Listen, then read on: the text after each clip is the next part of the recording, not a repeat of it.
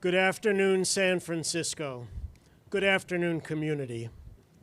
My name is Michael Pappas, and I am the Executive Director of the San Francisco Interfaith Council, which for the past 36 years has been bringing people of different faiths together to celebrate religious diversity, to build understanding, and to serve our community. And on behalf of the 800 communities of faith and religious institutions in San Francisco, I am hearing the words of the psalmist, how good and pleasant it is for sisters and brothers to dwell together in unity. We are community. This afternoon, we are gathered to show support for our sisters and brothers who are suffering.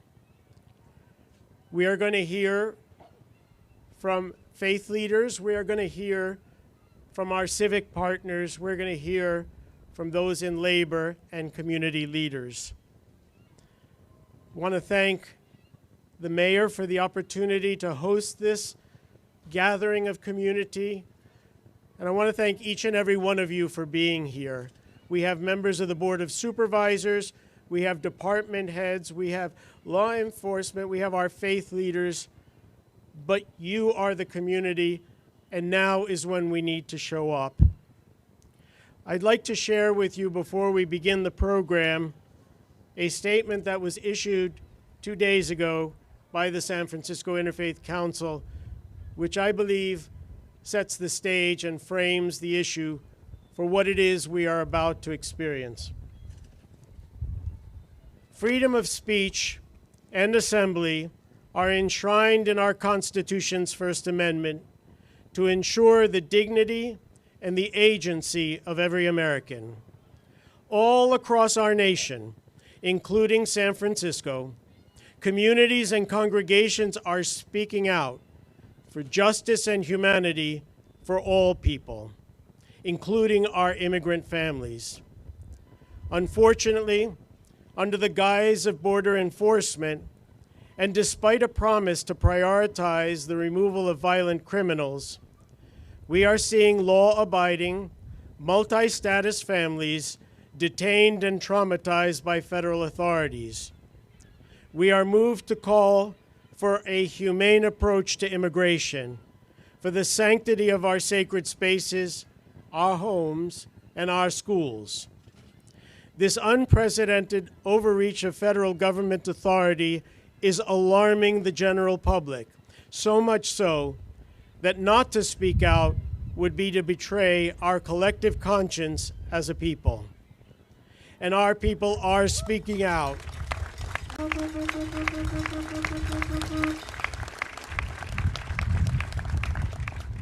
And our people are speaking out, and they are speaking out en masse.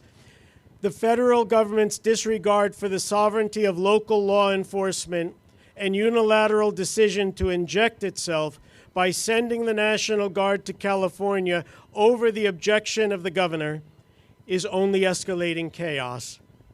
Worse yet, its actions have attracted radical elements who care less for the social justice rights of those being harmed than co-opting the just causes for the sake of being able to justify violence. As representatives of our city's 800 communities of faith and religious institutions, the San Francisco Interfaith Council affirms and encourages the true peaceful public protest. If those intentions are truly just, they will be reflected in the manner of protest, namely concern and respect for the safety of others and property that is not ours. Hatred and violent protest reveal insincerity of purpose. From time immemorial, people of faith have prayed for their civic authorities and those who protect them. May our prayers be as sincere as our intentions, and may the actions of those entrusted with our protection and care be worthy of such stewardship. For 36 years, the San Francisco Interfaith Council has helped bridge differences and build understanding in times of crisis. Now is one of those times. We stand ready to assist our city in the spirit of St. Francis and we stand here to be instruments of peace. Thank you.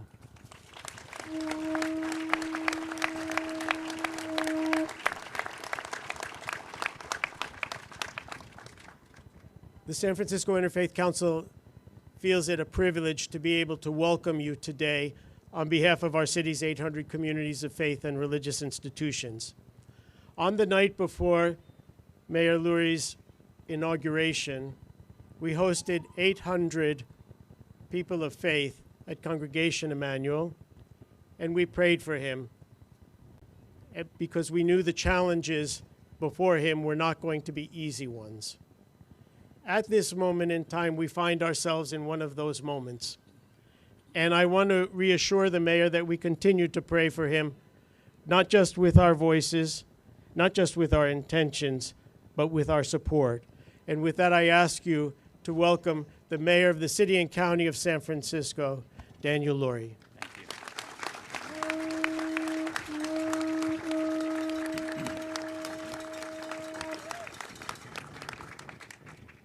I want to thank Michael Pappas and the Interfaith Council for bringing us all together. I also want to thank so many city officials here, Board President Raphael Mandelman, Supervisor Chan, Supervisor Chen, Supervisor Melgar, Supervisor Fielder, Supervisor Sherrill, Supervisor Mahmoud, Supervisor Engardio, Assemblymember Matt Haney, Sheriff Miyamoto, Treasurer Cisneros, Supervisor Souter, Assessor, Recorder Joaquin Torres, and our District Attorney Brooke Jenkins. I thank you all for being here.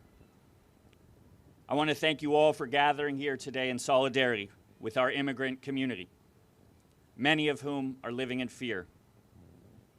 Sunday morning, I sat in the Laborers Union Hall with community, cultural, labor, and interfaith leaders from across this city, including many of the people here today, to make sure that we are standing united, that we are taking care of each other, that we are doing everything we can to keep our people safe. What I took from that meeting, and what I've been hearing again and again from our Latino and Asian communities, from our LGBTQ plus communities, our Jewish and Muslim communities, is they are scared. People are scared not only because of what's flying through our social media feeds and the headlines on the news, but also because what's taking place across the country and right here in San Francisco is unconscionable. People who have come to this country to seek safety, get an education, find work, or build better lives for their children are being targeted. People who are paying taxes and following instructions by showing up in court for immigration proceedings are being taken away in unmarked cars without due process or access to legal counsel. People with valid visas who have been given permission by our government to enter this country are being held and threatened with deportation. Alex Padilla, our California U.S. Senator, was just handcuffed by federal agents. Mothers are being pulled off the street and separated from their children. It is inhumane. It goes directly against the values of this city and this country. These actions are not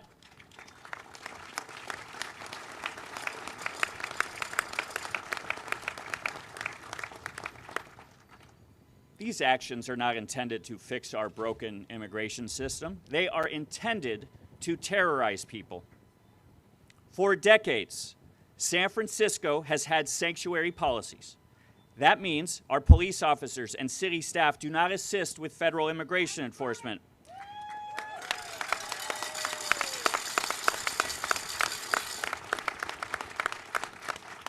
Let me be clear, these policies make people feel comfortable going to local law enforcement to report a crime, engage with our justice system, going to school and seeking medical care for their children.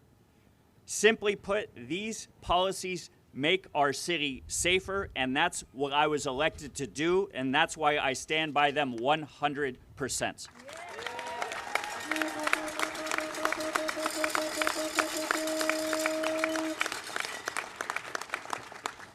In San Francisco, we protect our people by building trust. not fear. I'm never going to pretend I know what it's like to walk in someone else's shoes. But I am going to keep listening, and I'm going to keep showing up. I hear your anxiety, your frustration, your pain, and your ideas for how we can keep supporting you. I'm going to continue to use the power of this office to bring us together. I'm going to keep making sure that leaders at SFPD are in direct conversation with the leaders here today and with our immigrant defense and labor leaders so we can keep you safe. And I'm going to continue protecting legal services for our immigrant communities.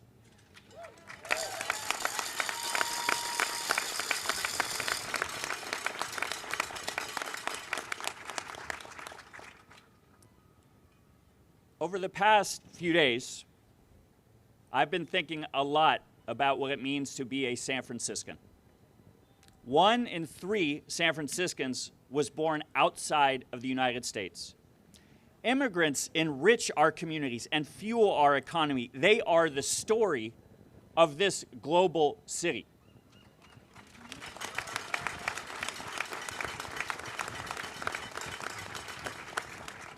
Without them, so much of our rich culture and spirit of San Francisco would be lost. None of us have too far to look to find our own immigration stories. I've been thinking about the journey my grandparents made, how they fled their home in Yugoslavia to come to this country. I want to encourage everyone to hold these histories close right now as we rally around those living in fear. And no matter what happens, I know that San Francisco, we will not back down under the threat of ignorance, hatred, or anti-Semitism. We will not let fear drown out hope and courage.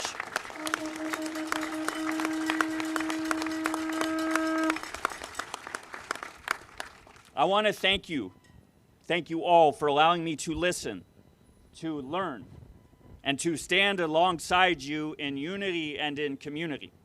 I want to thank the thousands of San Franciscans who are exercising their First Amendment rights and making their voices heard peacefully.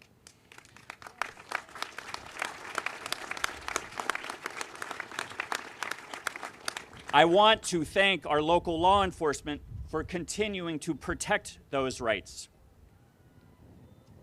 At my daughter's 8th grade graduation yesterday, they closed with a benediction that said, "Be led by your faith and not your fear." Those words keep coming back to me. There are many who are sitting so deeply in fear right now, and with good reason.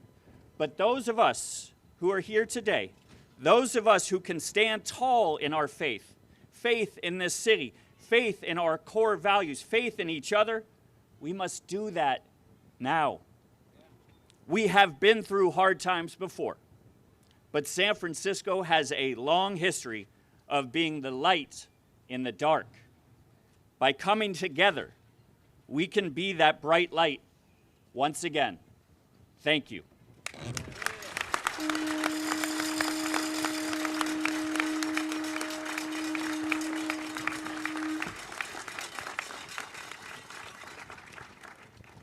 Mayor Lurie enumerated the names of the members of the Board of Supervisors who are present.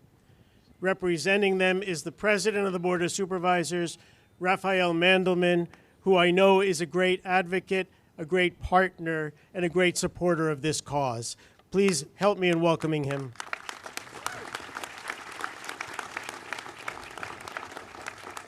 Good afternoon, everybody. Thank you, Michael Pappas and Interfaith Coalition for bringing us all here today. This is the most beautiful tableau of the best of San Francisco, and I'm so amazed and gratified to be here. Mr. Mayor, I want to thank you for those eloquent. Where'd he go? Oh, hi, Mr. Mayor. I want to thank you for those eloquent remarks. I think we both know, and from shared cultural experience, that if we do not speak up when they come for others, there will be no one to speak up for us. It's true. I am joined by many members of the Board of Supervisors, and I will say that as a body, we have not missed the opportunity over these last few months to speak up and speak out on any number of indignities that have been thrust on this country, and particularly on San Francisco. We have had passed resolutions standing up for our commitment to diversity, to civil rights, to our immigrant communities, to the right to assembly, and to the city and county of San Francisco as a sanctuary city. The mayor spoke about this, but I think we need to keep reinforcing. We are a sanctuary city. Yes, we are. We do need to reinforce that. We are a sanctuary city because it is consistent with our San Francisco values, and we care about all communities and immigrant communities. But we are a sanctuary city because it is for the safety of all San Franciscans, of every community, that our immigrants are able to report a crime when it happens, to show up and get medical care when they or members of their family need it, to be able to go to school and have kids get an education. We are not safer if we who are not immigrants ourselves are not safer if we deny immigrants that access, those things. We become much less safe. And that is why, among lots of other reasons, we are so committed to sanctuary, and why that commitment is rock solid, shared by the mayor and the Board of Supervisors, and none of us are backing down on that.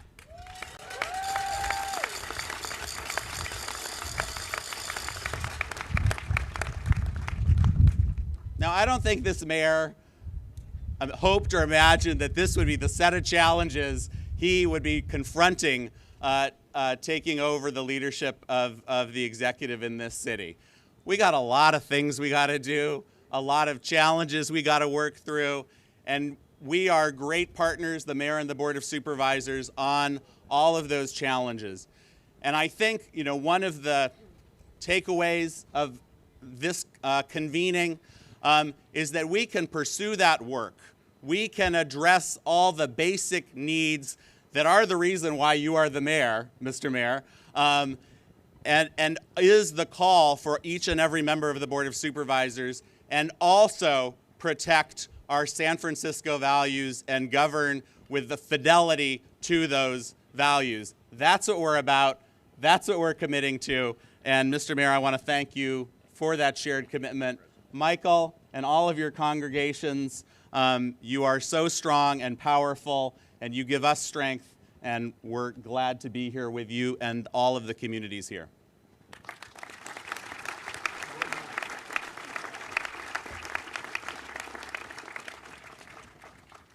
Something uniquely San Franciscan is our ability to have cross-sector partnerships. Several months ago, I received a call from Olga Miranda, and we talked about the importance of the faith community and labor working together at this fragile time.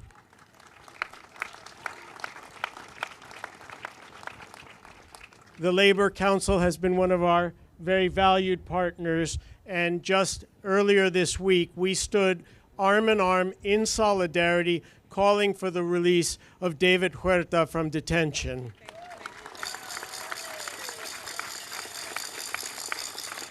Olga, I have a feeling that that partnership is just beginning.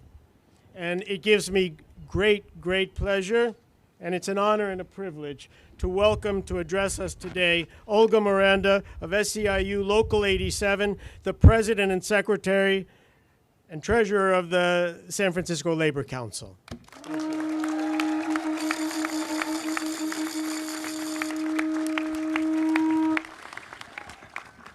I always like to be able to remind people that I never come alone. When you're in San Francisco, you are never alone. Cuando estamos en San Francisco, nunca venimos solos, venimos con todos. We come with everybody.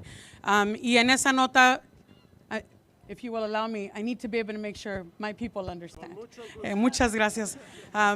Quiero empezar que estos ataques que han sido tan grotescos y horrendos para nuestras comunidades, el frente de esta lucha ha sido muy importante, que estemos dando la cara a mal momento, buena cara. A mal momento, buena cara. Y lo hacemos en unísono, lo hacemos con todos los sindicatos, lo hacemos con todo el labor y orgullo que hacemos. Tendemos las camas de los hoteles, construimos esos rascacielos, limpiamos los edificios con mucha dignidad, y en momentos como esto que nos ponen a prueba, la fe que nos queda es la última arma que podemos tener.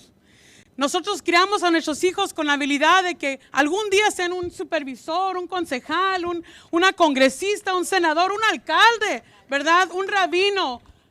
Es importante que no olvidemos lo que inculcamos, que nuestros hijos sean grandes, que sueñen en grande, que no abandonen esas oportunidades, pero también que la ciudad, que nuestros compañeros y otros inmigrantes y los que sean nacidos aquí, ciudadanos, den la cara del mismo modo que nosotros la estamos dando.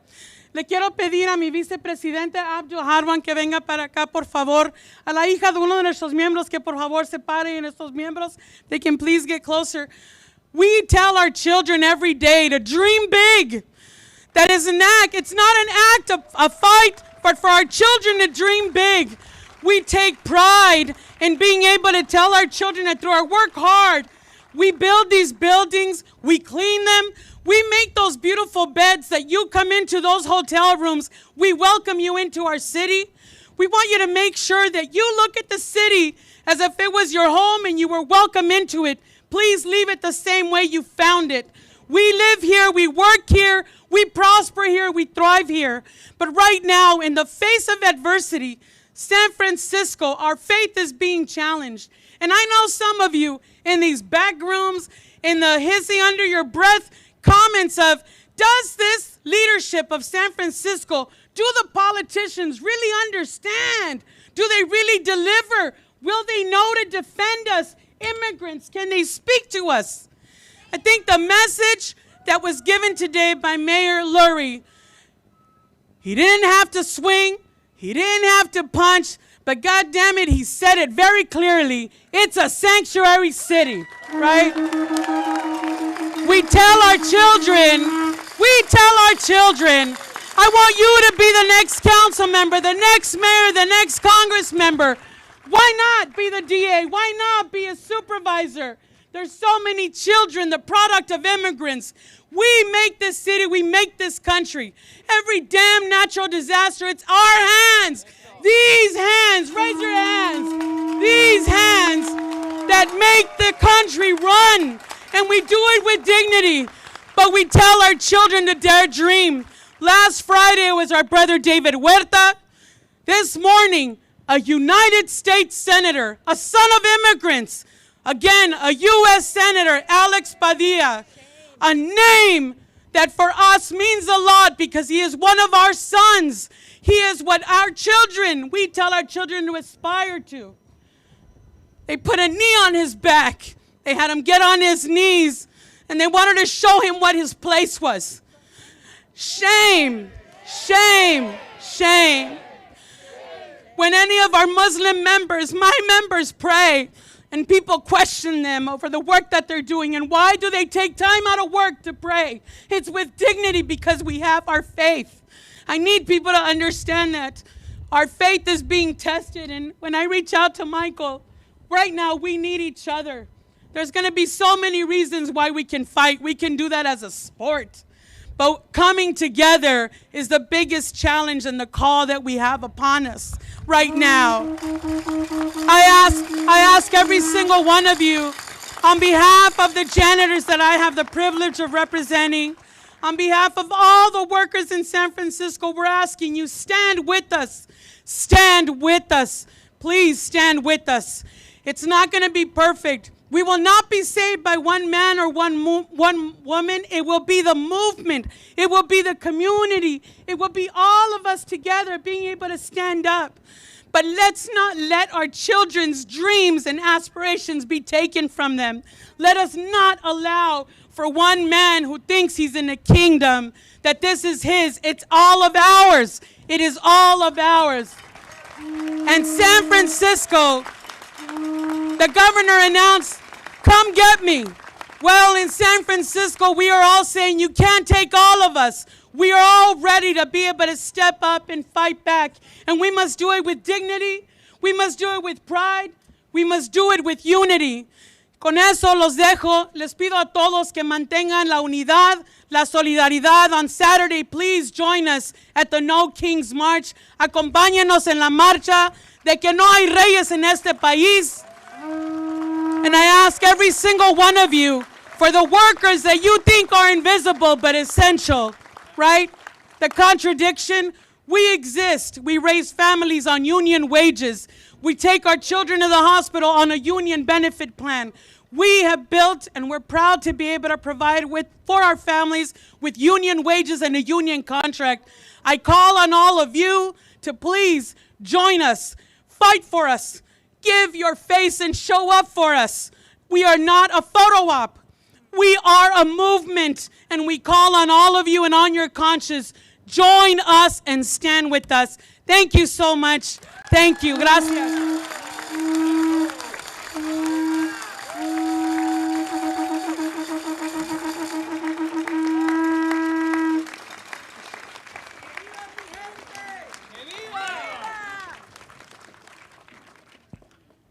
Mr. Mayor, for 6.5 years, I had the privilege of serving on the Human Rights Commission here in San Francisco. And during that time, most of that time, I had the privilege of serving with Hala Hijazi, who is a leader not only in her community, but an interfaith leader, who I had the privilege of working for in a way. She was my board member. And Hala has been a sister in the championing the cause. And we are so blessed to have you with us today. And please, please address us.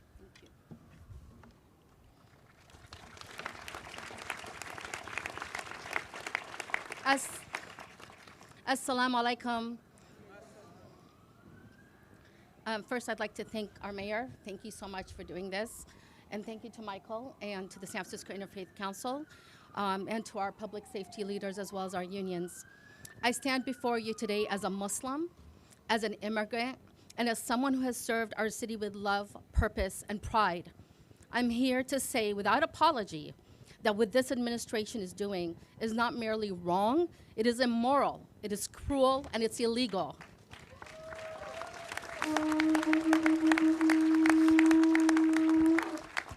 The president is not protecting this country. He is waging a war on it, weaponizing ICE like a paramilitary force, threatening to deploy U.S. Marines against families, and turning fear into federal policy.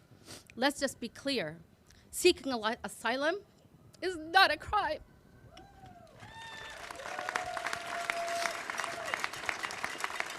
Being undocumented is not a threat. Being an immigrant like me is something to honor, not to fear. We've seen this playbook before. The Muslim ban, children, our neighbors in cages, militarized raids, and every time we rise because we refuse to let silence become permission. Nothing the president is doing is condoned in the Torah, the Bible, or the Quran. Let me repeat that. Nothing this president, who proclaims to be a Christian, is doing is condoned in the Torah, the Bible, or the Quran. No scripture sanctions ripping families apart, terrorizing the vulnerable, or turning away those who seek safety. These actions betray not only our Constitution, they betray our faiths, our values, and our shared humanity. As a Muslim, I drew strength from God, the Quran, and the Prophet Muhammad, peace be upon him, who teaches us to save one life is to save all of humanity.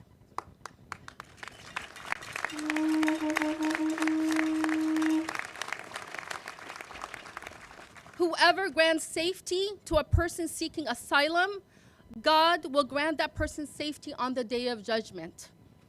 Feeding the hungry, sheltering the homeless, and standing for the oppressed are sacred obligations and divine responsibilities.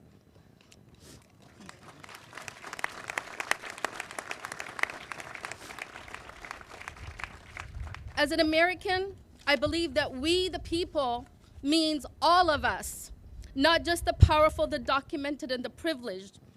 The Constitution was not written to protect the powerful. It was written to restrain them. Let me repeat that. The Constitution was not to protect the powerful. It was written to restrain them. We will use every right it grants us to speak out, to resist, to defend one another. Here in California and in San Francisco, we do not bow to bullies. We do not build walls.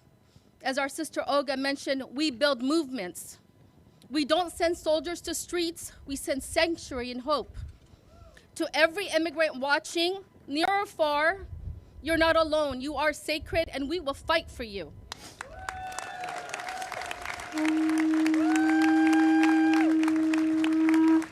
So let today be a line in the sand, as our mayor has spoken.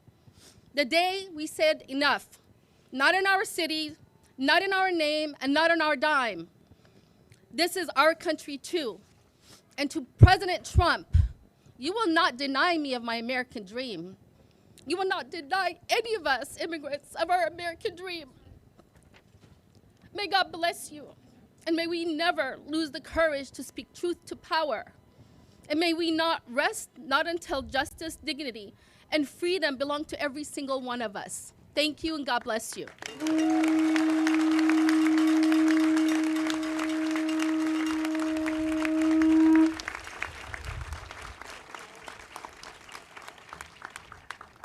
A major tenet of Judaism is to repair the broken world.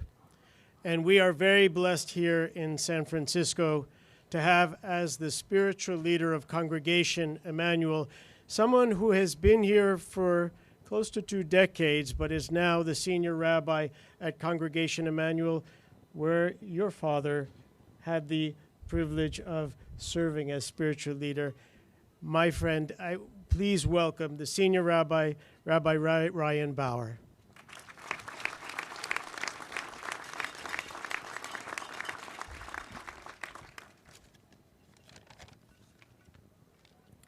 Today, as a rabbi and as a member of this community, I stand alongside our supervisors, our unions, our brothers, our sisters, our mayor, to remind us all that justice, it speaks loudest through peaceful voices. You see, it's in moments of crisis that standing up and speaking out, it is not just important, it's essential. You see, right now, as people protest against ICE enforcement and the deportation of immigrants, our voices affirm our deep commitment to justice, to equality, and the dignity of every person, regardless of their origin. And our collective voices, we must rise, demanding humane treatment and compassionate policies. Yet you see our strength, it lies in our peaceful resolve. Justice, it speaks loudest through peaceful voices. And we must recognize the stark difference. When the authorities, when they bring militarization, we bring justice. Where they see and they seek for escalation, we see opportunities for dialogue and peace. Violence, vandalism, or trespass at federal buildings, they do not strengthen our cause. They undermine it. You see, such actions, they only empower those who prefer tanks and troops over truth, transparency, and compassion. You see, here in California, we have demonstrated that peaceful protest, it's not only possible, but it's powerful. Our cities remain calm because our communities have consistently chosen unity over division, dialogue over destruction. Now together, let us continue to speak out boldly, to act lawfully, and to build the just society we envision, one that respects the rights and dignity of all immigrants. Because ultimately, justice speaks loudest through peaceful voices. Amen.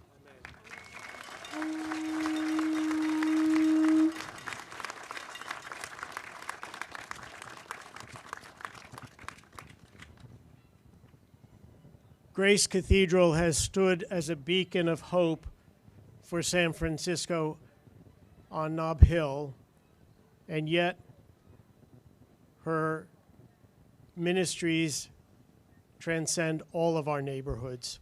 We are very blessed to have with us here the Reverend Canon Anna Rossi, who is a board member of the Interfaith Councils, but she is also in charge of social justice for Grace Cathedral and a dear friend of mine and the community. Please help me welcome her.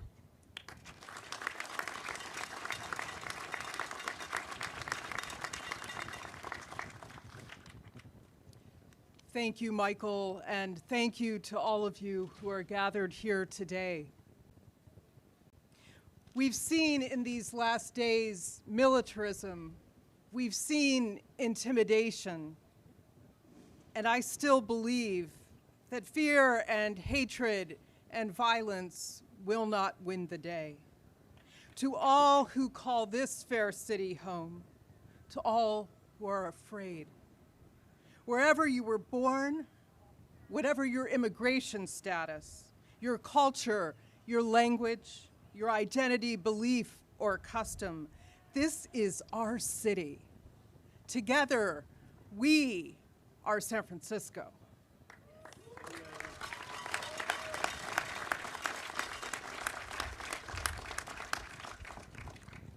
In this pivotal moment, good people, we are called to heed our better angels, to hold fast to the courage and witness of our namesake and for many our patron, Francis.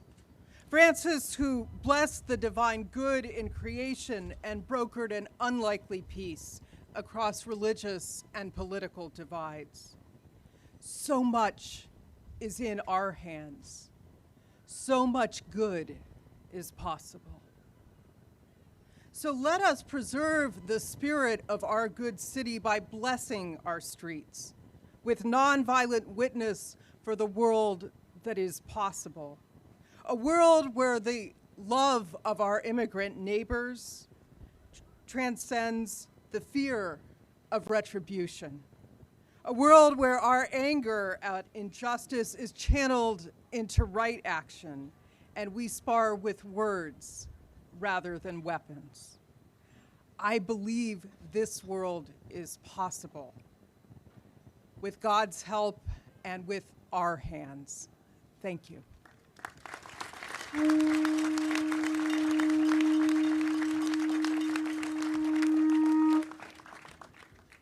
By the unanimous decision of the San Francisco Interfaith Council, we are party to 2 lawsuits suing this administration.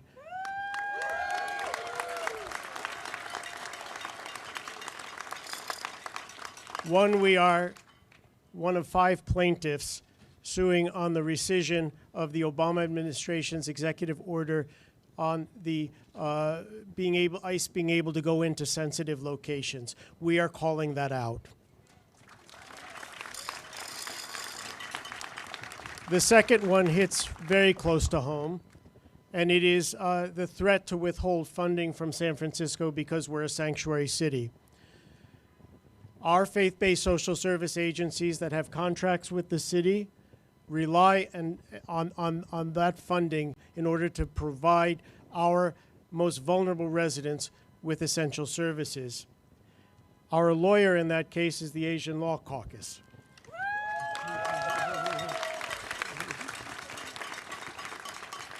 It gives me great pleasure to welcome Artik Holi, the Executive Director of the Asian Law Caucus, who is on the front lines of defending immigrant families and communities facing increased enforcement and deportation threats.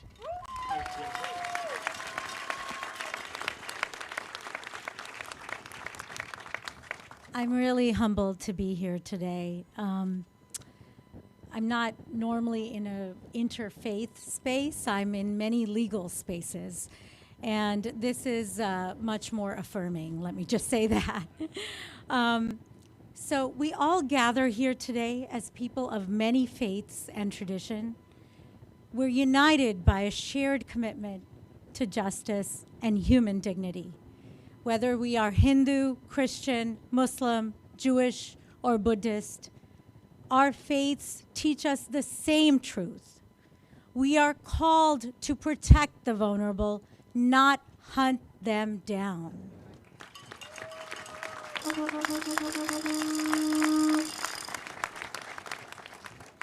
As Asian Americans, we know intimately that just because something is law doesn't make it moral or just. Our own families faced exclusion acts, incarceration, internment, and decades of being told we didn't belong. Today, we are witnessing rising authoritarianism, the militarization of immigration enforcement, and dissent. And that is not just for immigrant communities, that is for all of us. It's designed to terrorize us into silence. These are our neighbors who've been here for years, building lives and raising families.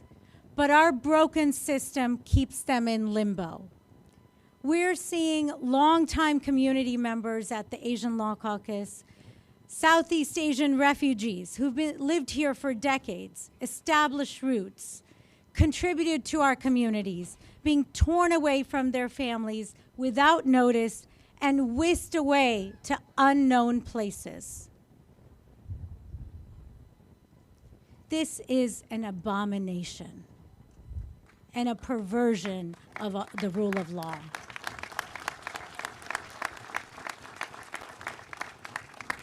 Whether you find strength in prayer, meditation, or just simple human decency, we must peacefully stand together to protect our communities. I was raised in the Gandhian tradition that teaches us nonviolent resistance is our most powerful tool against injustice.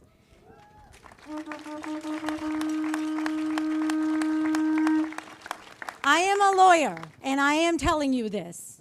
It is not the courts. It is nonviolent resistance.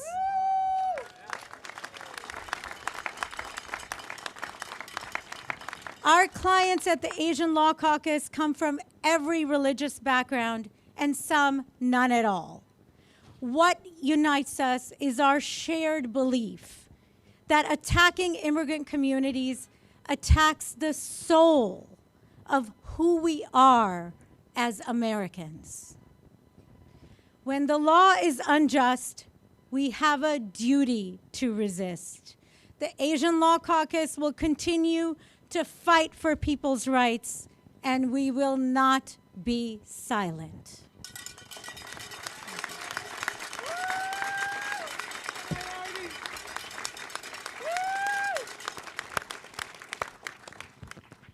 It's a great privilege to introduce a leader who I've known for almost 2 decades, Annie Chung. A leader in overcoming barriers to access by elder adults in the Bay Area Asian and Chinese community, the president and the CEO of Self-Help for the Elderly since 1983, and a dear, dear friend. Annie.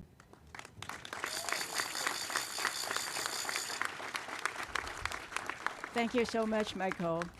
And thank you, Mayor, for inviting us to be part of this rally. I'm Annie Chung, and I'm the president and CEO of Self-Help for the Elderly. We've been around for 59 years, and whether there's funding or not, we continue to provide what is necessary to take care of our seniors. So, Mayor, I just stand here with one request. 1/3 of our residents in this city are immigrants, as you said. And then we, myself, immigrant from Hong Kong, and we have to really protect to respect, to honor, and to continue to support our immigrant community. Over the past many, many years, our immigrants came to San Francisco, build the railroads, build the schools, build communities, all around the United States. Many would like to go home to China, but never did or could not. Many stayed here, but they were not taken care of by a whole lot of programs that excluded, immigrants. But now with the hard work, a lot of immigrants have been able to access a number of services, just like Adi's, the legal services, just like self-help's, the immigrant naturalization services, the meals programs. I hope that all these services that were built and built up to protect again and to support our immigrant community will continue regardless of what the federal policies are is to exclude us. I urge the mayor and the board of supervisors and all the departments, there's health department, the library is there, the Asian Art Museum. I hope that all of us will remember immigrants built this country and immigrants built San Francisco, as you said. So, thank you. And if I may, I'm going to just say a few short words in Cantonese.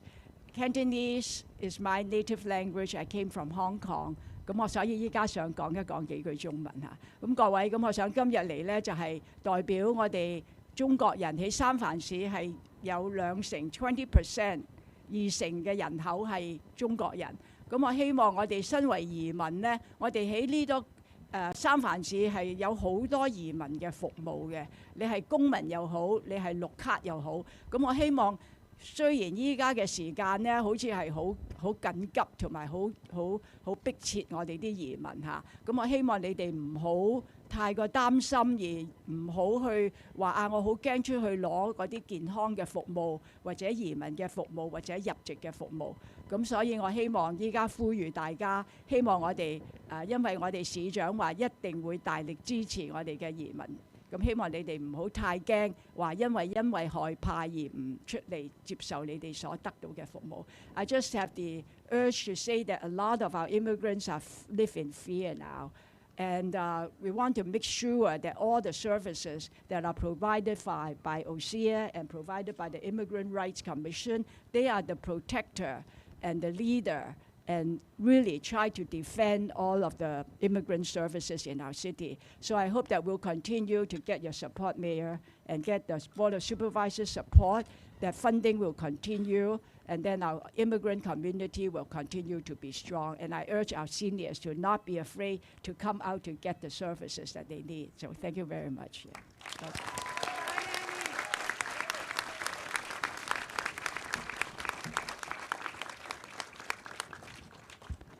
Please help me welcome Lucia Obregon. Lucia is a Guatemalan immigrant artist and advocate. She's the director of the San Francisco Latino Parity and Equity Coalition, a commissioner for the Immigrant Rights Commission of the City and County of San Francisco, and a vocalist in the immigrant-rooted band Inti Mystica. Through her leadership and art, Lucia uplifts immigrant stories and fights for equity, belonging, and justice. Buenas tardes. Buenas tardes. When immigrants are under attack, what do?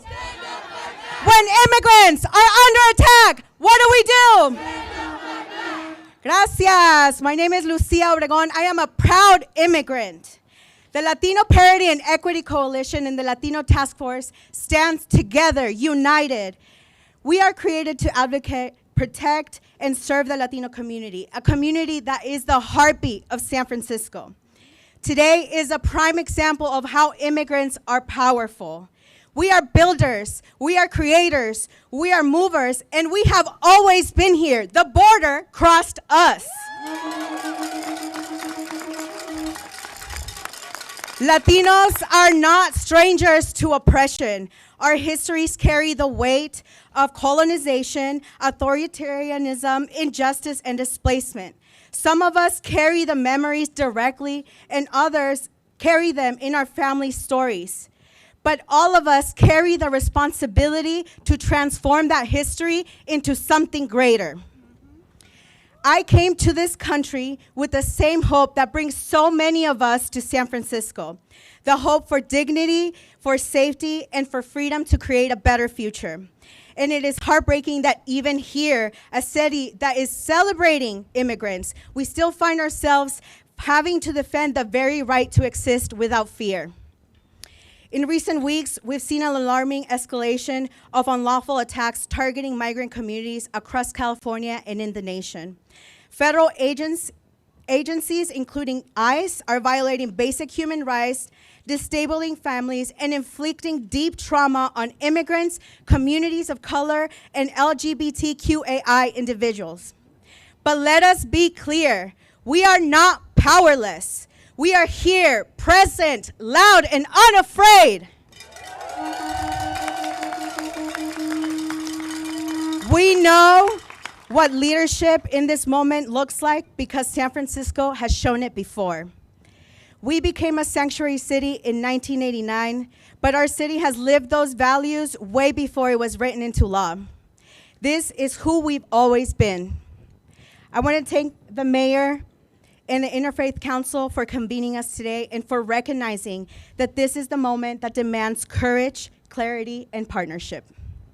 We are here to affirm what we know this city is capable. We stand together with one voice, denouncing these attacks, boldly calling out the role of the federal administration, and reaffirming without hesitation that San Francisco's sanctuary values are a moral and political commitment. We affirm the need to continue to invest in the services that protect and support our community because safety is built through investment, stability, resources, and trust. Amen. We affirm the need for clear and open and respectful communication between law enforcement and our residents asserting their First Right Amendment. And finally, we call on all allies to stand publicly and unequivocally with immigrant communities because the defense of human dignity requires all of us. For me, this work is deeply personal, but it's also deeply collective because our strength has always been in our unity. Se ve, se siente, el pueblo está presente. Se ve, se siente, el pueblo está presente. Se ve, se siente, el pueblo está presente. Gracias.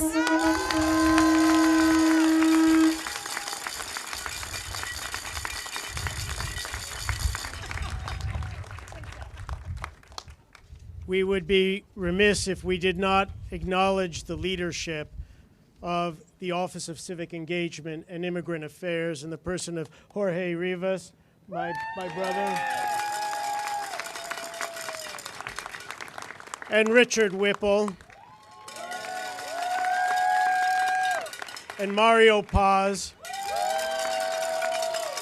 and Celine Canelli, who was here there in the trenches. I was at a hearing a couple of weeks ago on the anticipated then travel ban, and I looked up with such hope because there's a new generation of leadership.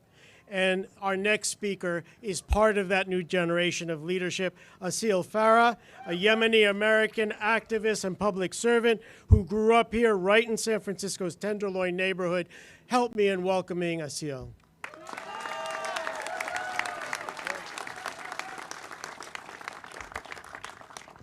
After hardship comes ease, and I know that God is with the oppressed, not the oppressors. My name is Asil Farah. I'm a public servant. I grew up right here in San Francisco's Tenderloin neighborhood, and my father had to sell everything he had to bring my family and I into this country. And without that sacrifice, I would be of those suffering the catastrophes and calamities and one of the worst humanitarian crises in the world back home in Yemen. So I'm thankful for my father's sacrifice. My father came here with a hope and a dream, not for himself, but for me, that I would have better opportunities than he did growing up in Yemen. And now that hope and that dream is being challenged. One thing that my father taught me is that when we fight, we win. When we fight, we win. When we fight, we win. When we fight, we win. Can you guys say one body for me? One body. Our communities are like the human body. If the leg is hurt, the whole body is hurt. If the head is hurt, the whole body is hurt. And right now, our immigrant communities are hurting, which means that our entire communities are hurting.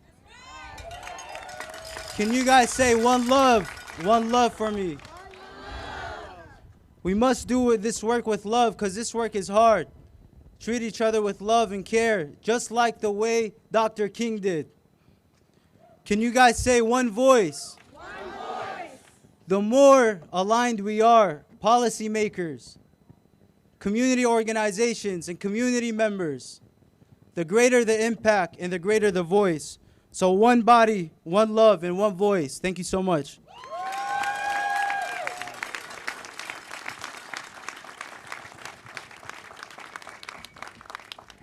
Our final speaker today needs no introduction. We stand on the shoulders of those who came before us, and I just feel very blessed that the civil rights leader, the Reverend Amos Brown, who was one of 5 students of the Reverend Dr. Martin Luther King, 8 students, has been here to be a prophetic voice in San Francisco. He has been the backbone of the Interfaith Council. He's been a mentor and a friend. Please help me in welcoming the Reverend Dr. Amos C. Brown.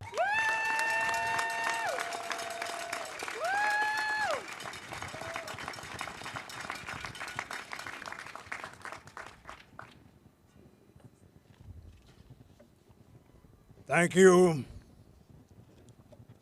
Reverend Michael Pappas, my friend in good trouble.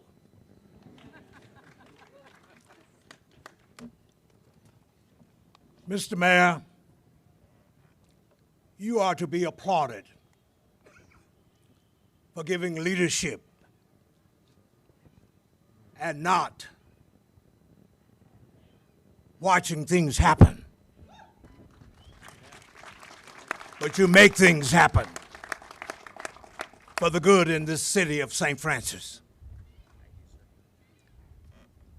To all the members of the Board of Supervisors, departmental heads, the representatives of the laboring community who've done so much in spite of unjust labor practices in this nation.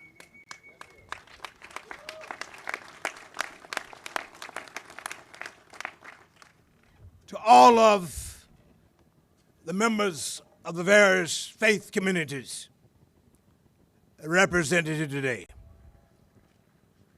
And I want to, in her absence, acknowledge the queen of interfaith enterprise, Rita Simmel.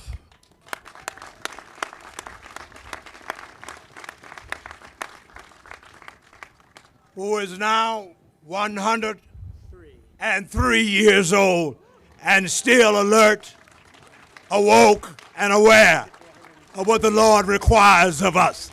Let's give it up for Rita Simmel.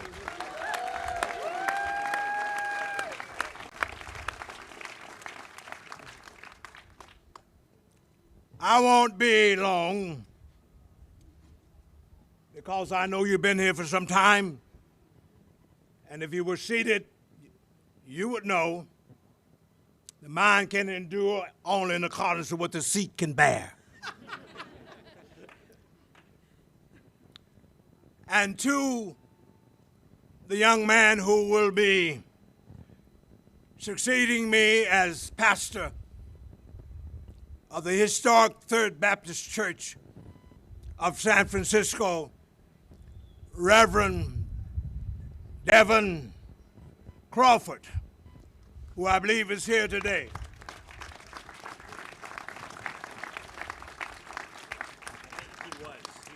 And I wish to acknowledge the president of our San Francisco branch of the NAACP, Dr. Jonathan Butler. Where are you? Those are busy young men. They had to go. My friends, you know, I often view Lawrence O'Donnell, The Last Word, on MSNBC. And I'm very honored and privileged, Brother Michael, to be asked to give the last word at the age of 84.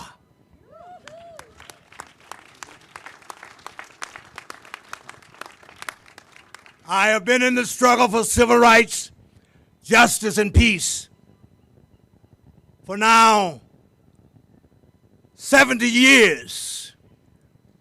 And I assure you, though I had that ischemic stroke in 2010, I thank God that though my mobility was compromised a bit, but He spared my mouth and my mind.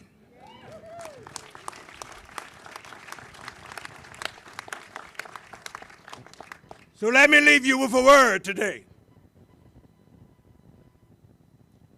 And I want to give a foundation for this word by going back in history so that we would always remember that we realize this day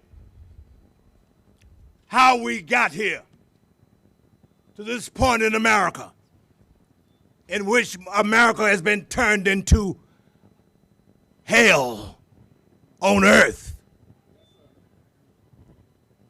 It was 40 years ago that a crusade of faith leaders met down under in Australia. And the preacher for that occasion was one Billy Graham. He was a good man. He made his contribution. But I want to say to you today, given that we all have fallen from grace to sometime disgrace, for it was at that crusade that a certain person came forth saying that he got religion, whatever that might have meant in his mind. And in the crusades that Billy Graham led, if you get religion and follow Jesus at a crusade, you are always assigned to a local pastor. And there was one person who, by the way,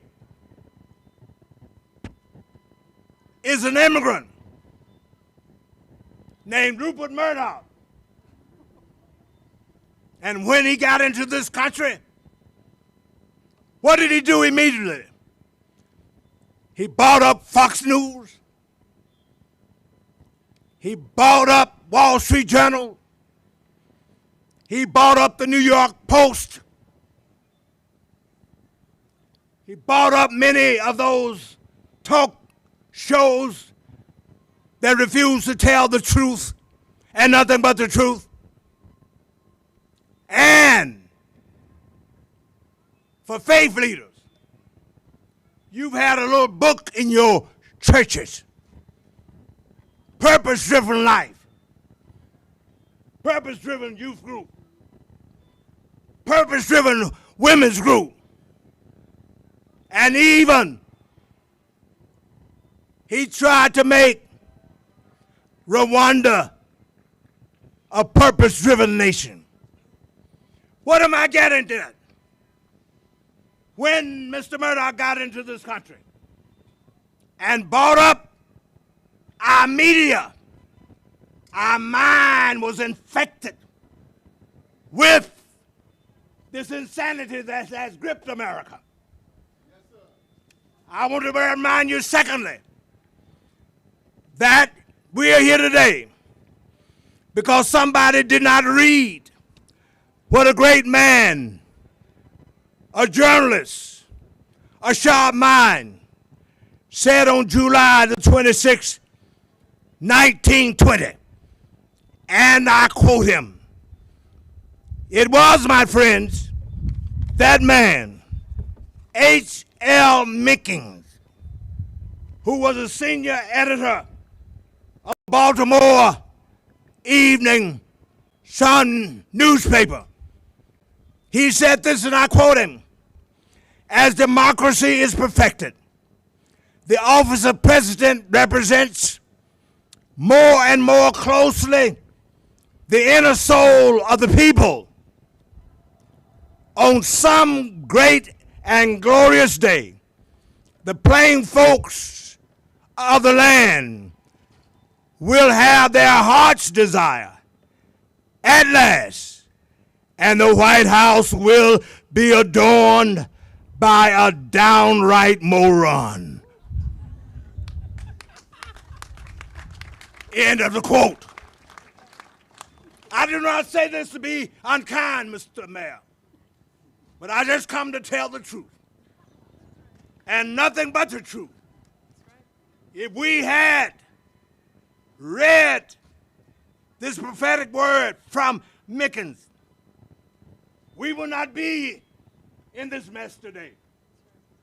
But I'm asking you today, I'm begging you, let us be first responders. Don't sit around and talk about how bad things are. That's right. It's time for us to roll up our sleeves and get to work.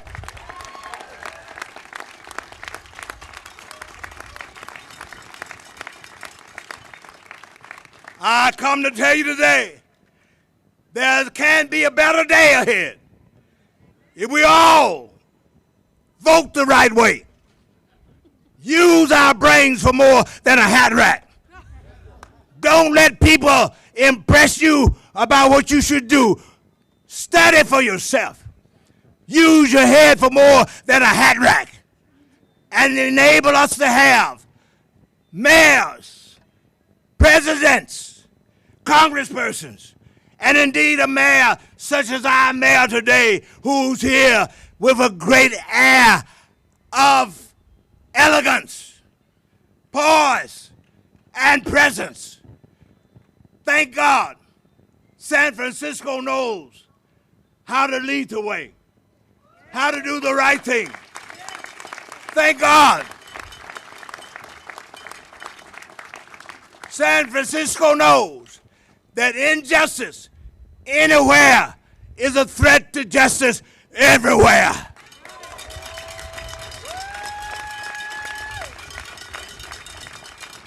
Thank God, we know that there is a destiny that makes us brothers and sisters, and none of us go our way alone.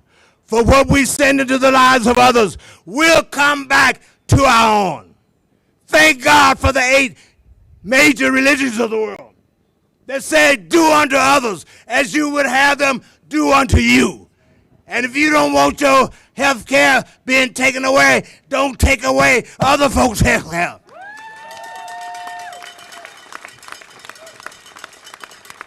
If you don't want your children in bad schools, don't you send others to second-rate bad schools. If you don't want to be a victim of war, don't create war.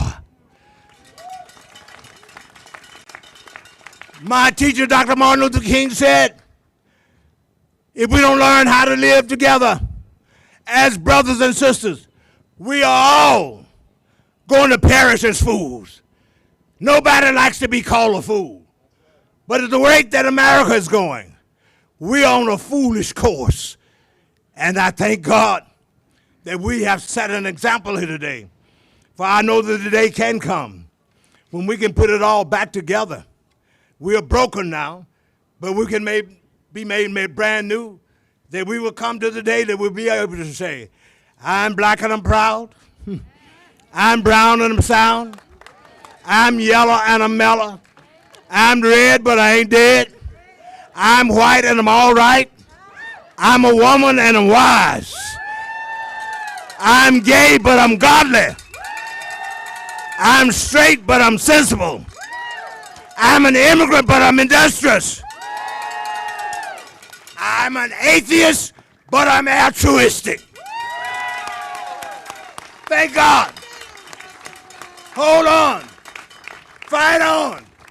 Don't give up, for we will save the soul of America.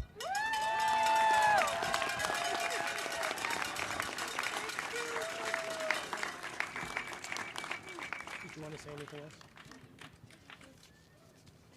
I want to say a very special thank you to Mayor Lurie for the privilege of bringing us all together today, and to our faith leaders and our civic leaders and our labor leaders and our legal leaders. We've heard a lot said today, and I especially want to thank those who spoke. But I think the words we close with today are words that are common to all of us, and they come from the patron and protector of this city, St. Francis, and they transcend religious boundaries. If you would, please bow your heads in prayer. Lord, make me an instrument of your peace. Where there is hatred, let me sow love. Where there is injury, pardon. Where there is doubt, faith. Where there is despair, hope. Where there is darkness, light. Where there is sadness, joy. O divine Master, grant that we may not so much seek to be consoled as to console, to be understood as to understand, to be loved as to love. For it is in giving that we receive, it is in pardoning that we are pardoned, and it is in dying that we are born to eternal life. God bless you. God keep you. May you be strengthened and comforted in the struggle.